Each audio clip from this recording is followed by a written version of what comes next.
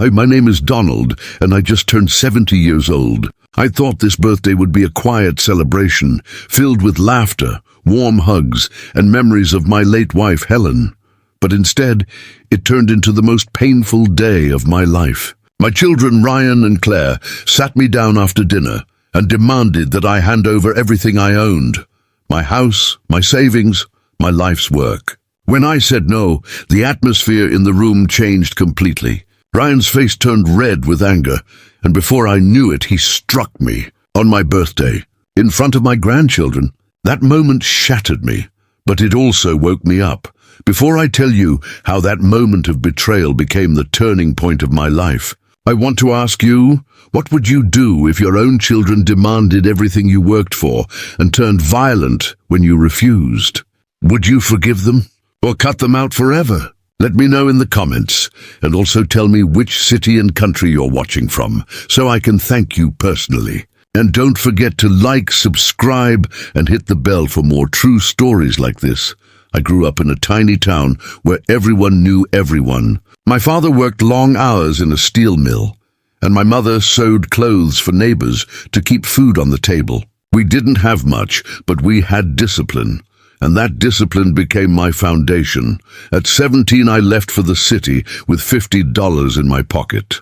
I started as an apprentice carpenter, working under an old master who taught me not just about woodwork, but about life. He used to say, "Donald, money is just wood and paper. It's the sweat behind it that gives it value."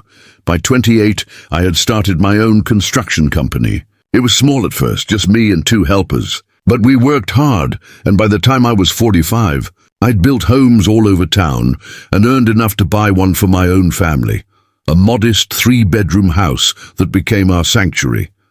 My wife, Helen, was my biggest supporter. She kept our home warm, raised Ryan and Claire with love, and reminded me to rest when work consumed me. We were not rich, but we had enough, and we had each other. When Helen died suddenly 5 years ago, I thought the house would feel empty forever. Ryan and Claire were my lifeline. They visited often, brought their kids over, and told me they didn't want me to feel alone. I believed them, but slowly, the conversations began to change. "Dad," Ryan asked one evening over dinner, "what's your plan for the house if something happens to you?" Another time, Claire said gently, "Why don't you transfer part of your savings to us now? It'll save us a lot of trouble later." I tried to shrug it off as practical thinking, but their tone grew more insistent with every visit. One day Ryan said bluntly, "Dad, you've had your life. Why not give us our share now so we can enjoy it while we're young?" That hurt. On my 70th birthday, Ryan and Claire came over with their families. The house was decorated with balloons. The smell of roast chicken filled the kitchen, and for a moment I felt hope. Maybe I had been overthinking.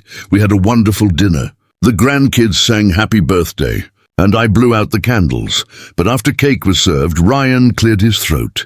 "Dad, we need to have a serious talk," he said.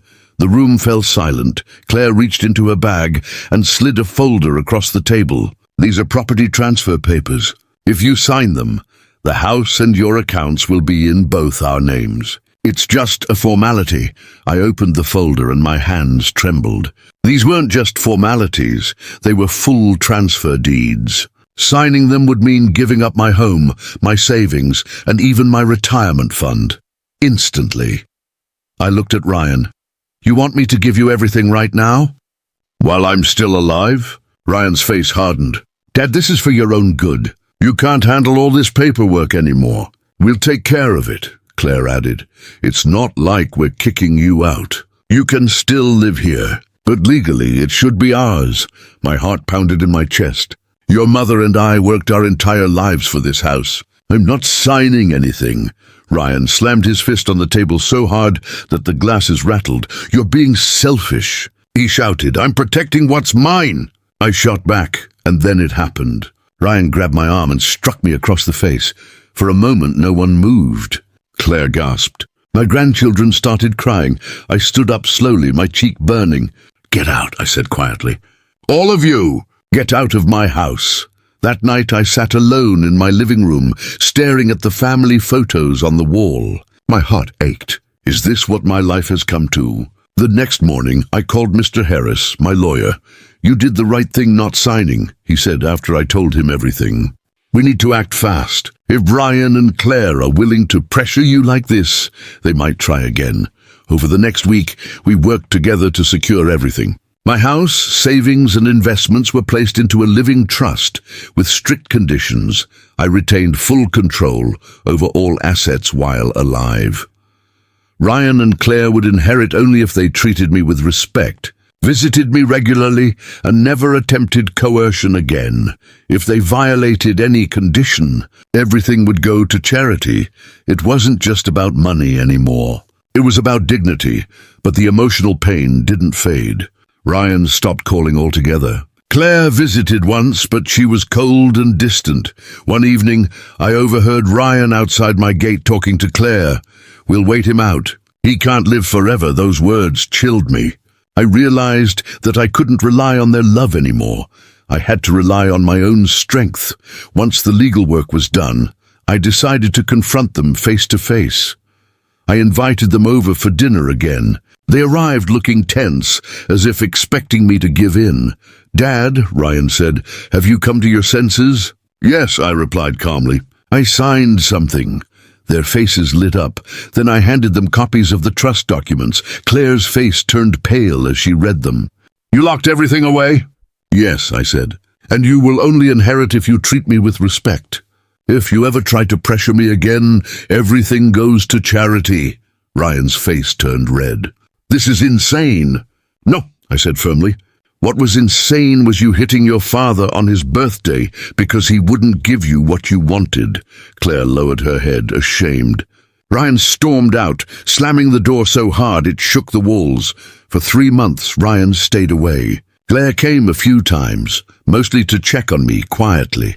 Then one rainy afternoon, I heard a knock at the door. It was Ryan, standing there drenched, looking older and more tired than I'd ever seen him. "Dad," he said quietly, "I'm sorry." I folded my arms. "Sorry for what?"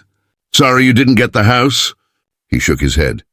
"No, sorry for everything. I was angry, scared about money, scared about the future.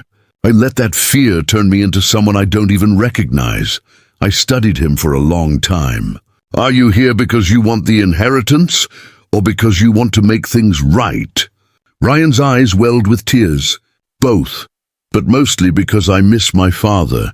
That broke me. Over the next few weeks, Ryan began visiting again, not to demand anything, but just to be with me. We repaired the fence together, cooked dinner, and even watched old family movies. Claire joined in, apologizing sincerely one evening. "Dad, I should have stopped Ryan that night. I was weak. I'm sorry."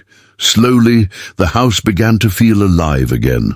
Months later, on a sunny afternoon, we had another family gathering. This time, with no papers on the table, no demands, no shouting. Just laughter, food, and the sound of grandchildren playing.